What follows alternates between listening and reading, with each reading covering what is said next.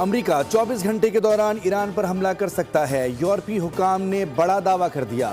برطانوی خبر agency writers کو بتایا کہ امریکہ کی ایران میں ممکنہ کارروائی قریب ہے، لیکن کوئی طے شدہ شیڈول واضح نہیں۔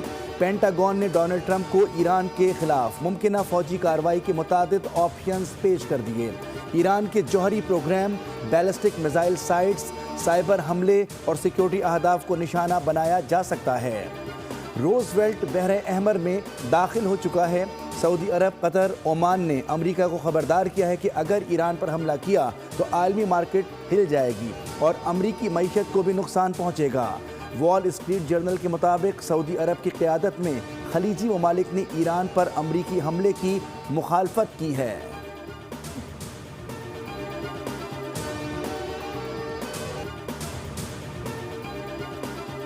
امریکہ نے پاکستان، ایران اور روس سمیت 75 ممالک کے لیے ویزوں کا اجرا روک دیا ہے۔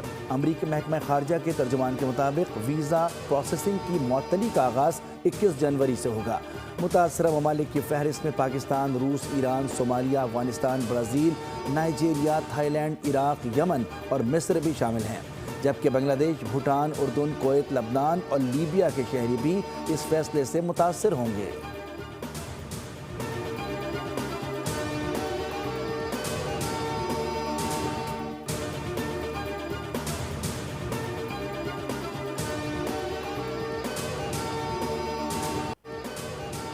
مئی کی جنگ جیتنے کے بعد دفاعی ساز و سامان کی مانگ دنیا میں بڑھ گئی ہے۔ کئی ممالک خریداری کے لیے رابطے میں ہیں۔ ایئر فورس نے تیمور ویپن سسٹم کو کامیابی سے لانچ کیا، جس پر افواج پاکستان کو خراج تحسین پیش کرتے ہیں۔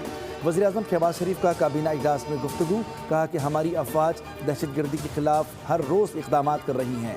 انشاءاللہ دہشت گردی کے خلاف جنگ میں پاکستان کامیاب ہوگا۔ اعلامیے کے مطابق کرنسی نوٹوں کے نئے ڈیزائن کے معاملے پر کابینہ کمیٹی تشکیل دے دی گئی۔ پرائیویٹ حج پالیسی کمیٹی کو بھجوا دی۔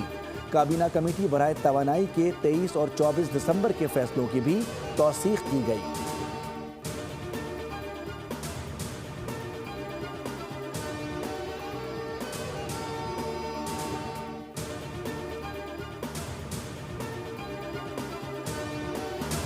ورلڈ ریبلٹی فائنینشل کے وفد کی فیلڈ مارشل عاصم منیر سے ملاقات۔ زیکری وٹکاف کی قیادت میں وفد کا GHQ کا دورہ۔ ملاقات میں پاکستان کے معاشی ڈیجیٹل مالیاتی منظرنامے پر تبادلہ خیال کیا گیا۔ عالمی سرمایہ کاروں نے پاکستان کی فن ٹیک مارکیٹ میں بڑھتی دلچسپی کا اظہار کیا۔ امریکی وفد نے کہا کہ پاکستان میں سرمایہ کاری کے وسیع مواقع موجود ہیں۔ اس سے قبل پاکستان اور ورلڈ لیبرٹی فائنینشل کے درمیان مفاہمتی یادداشت پر دستخط ہوئے۔ تقریب میں وزیر اعظم شہباز شریف، نائب وزیر اعظم Ishaq Dar, chief of defence forces field marshal Syed Asim Munir اور دیگر اعلیٰ حکام شریک تھے۔ وزیر اعظم نے وفد کو ڈیجیٹل پاکستان کے ویژن سے آگاہ کرتے ہوئے کہا کہ پاکستان عالمی ڈیجیٹل فائنانس کا حصہ بن رہا ہے۔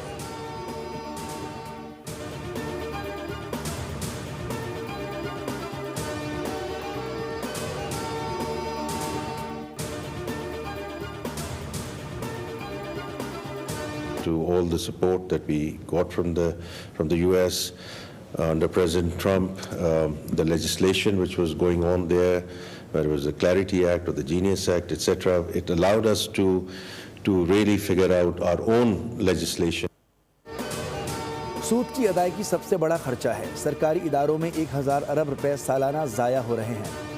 صدر ٹرمپ کی قیادت میں امریکی حمایت پر شکر گزار ہیں۔ معیشت کو استحکام سے ترقی کی جانب لے جانے کے لیے کوشاں ہیں۔ وفاقی وزیر خزانہ محمد اورنگزیب کا پاکستان اور ورلڈ لیبرٹی فائنینشل کے درمیان مفاہمتی یادداشت پر دستخط کی تقریب سے خطاب، کہا کہ ہمارے نوجوانوں کی بڑی تعداد فری لانسنگ سے منسوب ہے۔ وفد نے کہا ہے کہ سمجھتے ہیں کہ تحت ڈیجیٹل ادائیگی کے نظام میں جدت کے لیے تعاون بڑھے گا۔ ڈیجیٹل ادائیگی اور مالیاتی جدت ڈیجیٹل معیشت کے لیے اہم ہے۔ آپ کے ساتھ مل کر اس دائرہ کار کو وسیع کریں گے۔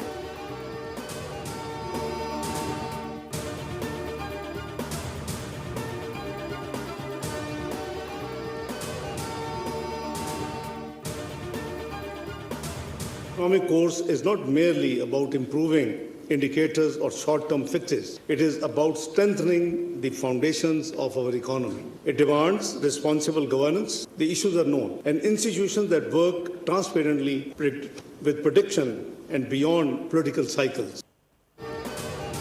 معیشت کی بنیادوں کو مضبوط بنانا ضروری ہے، حکومت معاشی اصلاحات کے ایجنڈے پر گامزن ہے۔ نائب وزیر اعظم اسحاق ڈار کا پاکستان پالیسی ڈائیلاگ سے خطاب، کہا کہ معاشی شعبے میں جدید ٹیکنالوجی سے استفادہ کرنا ہے۔ پی آئی اے کی نجکاری کا عمل کامیابی سے مکمل ہوا، نجکاری سے قومی خزانے پر بوجھ کم ہوگا۔ شفافیت اور مؤثر کارکردگی کے لیے ڈیجیٹل گورننس کو فروغ دیا جا رہا ہے۔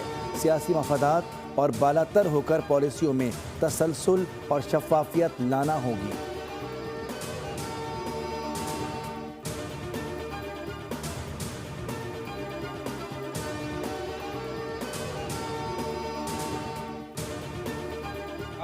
مقصد ایک خاص سازش کی وجہ سے کہ کچھ قوتیں چاہتے ہیں کہ وہ آپ کے صوبے کے حقوق پہ ڈاکہ ڈال کے آپ کے صوبے کے مسائل جو ہوتے ہیں اس پہ ڈاکہ ڈالا جائے، اور اس بہانے پہ کہ سندھ حکومت نے کچھ نہیں کیا، اب سارے اختیار، اب سارے وسائل جو ہے وہ واپس اسلام آباد کو دیا جائے۔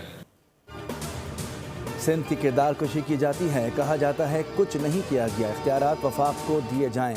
سندھ کے خلاف سب سے بڑی سازش کا جواب تھر پارکر ہے۔ 2026 کا تھر پارکر آپ کے سامنے ہے۔ چیئرمین پیپلز پارٹی بلاول بھٹو کا تقریب سے خطاب، کہا کہ کچھ قوتیں صوبے کے حقوق پر ڈاکہ ڈالنا چاہتی ہیں۔ تھر پارکر میں اتنا کوئلہ ہے جتنا سعودی عرب کے پاس تیل ہے۔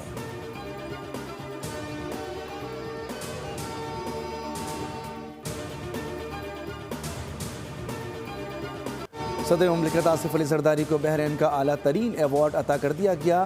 قصر قضیہ آمد پر انہیں گارڈ آف آنر پیش کیا گیا۔ شاہ حمد بن عیسیٰ آل خلیفہ سے ملاقات میں دو طرفہ تعلقات کے فروغ پر اتفاق۔ صدر مملکت کو اعلیٰ ترین اعزاز دونوں برادر ملکوں کے درمیان دو طرفہ تعلقات کے فروغ اور گراں قدر خدمات کے اعتراف میں دیا گیا۔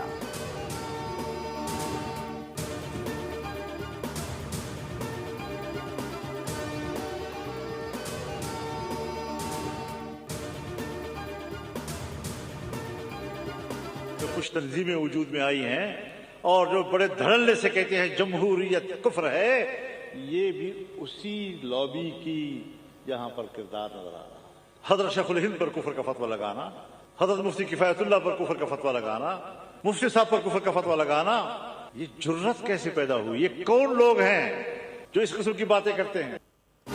مولانا فضل الرحمان نے فتنہ الخوارج کی دھجیاں اڑا دی، کہا کہ علماء کرام کا قتل کیا جا رہا ہے، ضعیف احادیث سنا کر دہشت گردی کی جا رہی ہے۔ علماء حق پر کفر کا فتویٰ لگانے والے کون ہیں؟ وزیرستان میں 1 سال کے اندر ہمارے 3 علماء کو شہید کیا گیا۔ باجوڑ میں بیک وقت 90 جنازے اٹھائے ہیں۔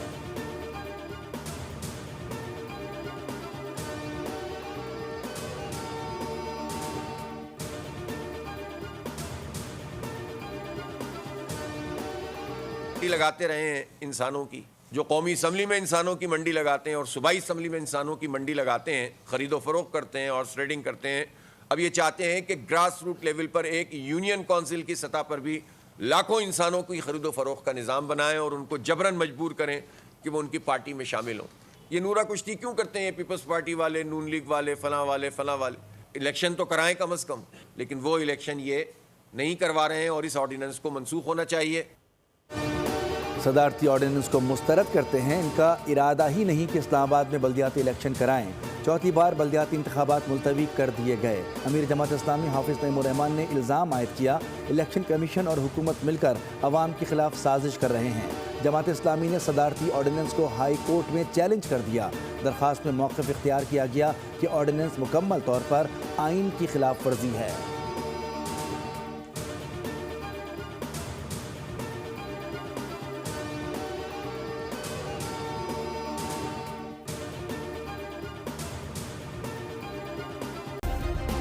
سبسکرائب کریں اور بیل دبائیں تاکہ کوئی خبر رہ نہ جائے۔